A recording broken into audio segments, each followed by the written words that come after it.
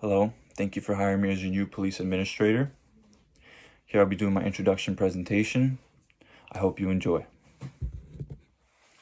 So my self-introduction. My name is Michael Gurzynski. I am 20 years old. I attend NJCU. I am a sophomore. Qualifications and skills. I work in retail. I work at PC Richard & Son.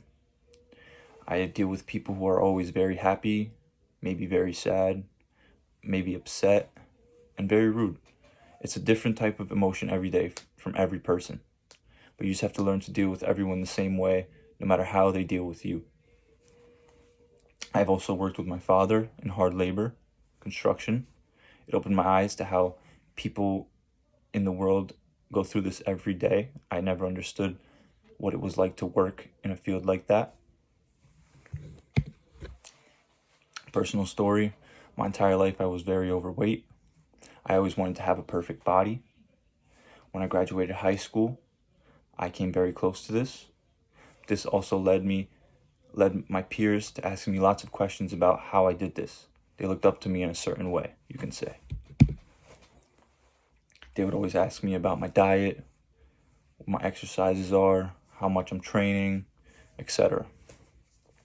If you may ask how this relates to being a police administrator, well, I believe that communities always look up to someone, whether it's through music, a movie, or even just a singular person. If communities have a person to look up to, that they can trust, they can go to when things are getting tough, I feel as if that helps a lot. My policing philosophy is that police should find a way to help people in any way possible. If it's from protecting them from crime, being a helping hand, or even being a listener if someone needs them.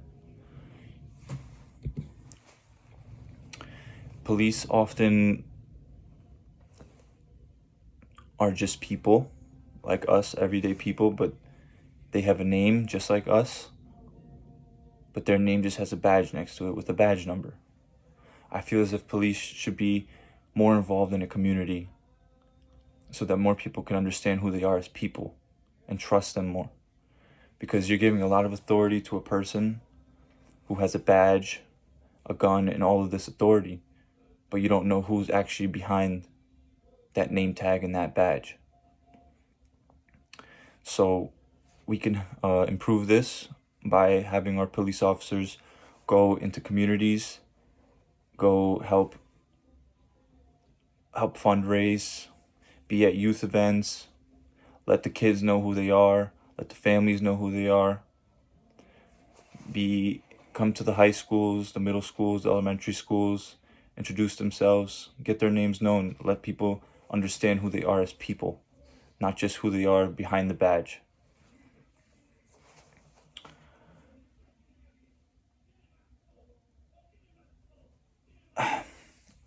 Police officers tend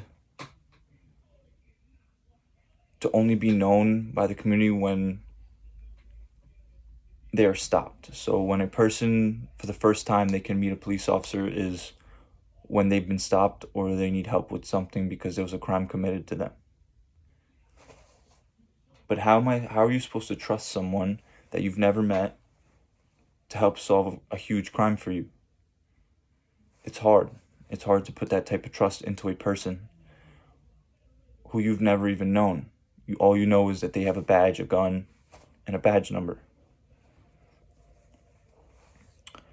I believe that we should have our police officers attend any type of community events they can without uniform, just to get their names out there, just for people to listen to them. This is very important because our communities need to trust our police, and if they don't trust our police, then how are they going to call us when they need us? They're going to start taking things in their own hands, and we don't want that. We want our police to be there for everybody. And a final step that I would like to take to improving the police in communities is to have police listen to a few community speakers so that they can understand where they're coming from and they can build a mutual connection, an emotional connection. I feel as if this would be very important. Thank you. My name is Michael Gurzynski again. I thank you for your time, and this is my presentation.